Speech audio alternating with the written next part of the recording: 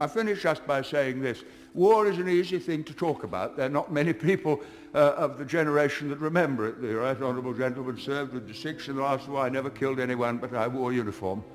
But I was in London in the Blitz in 1940, living in the Millbank Tower where I was born. Some different ideas have come in since. And every night I went down to the shelter in Thames House. Every morning I saw Dockland burning. 500 people were killed in Westminster one night by a landmine. It was terrifying.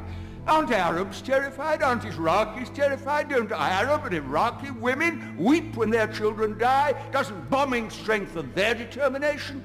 What fools we are to live in a generation for which war is a computer game for our children and just an interesting little Channel 4 news item.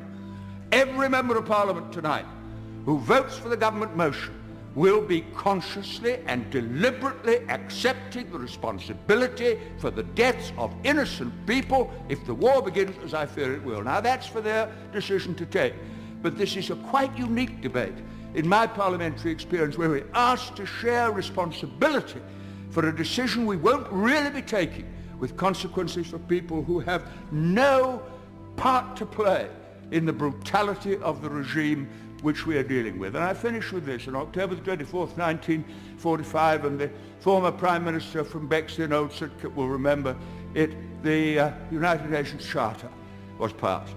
And the words of that charter are etched into my mind and move me even as I think of them. We, the people of the United Nations, determined to save future generations, succeeding generations, from the scourge of war, which twice in our lifetime has caused untold suffering to mankind.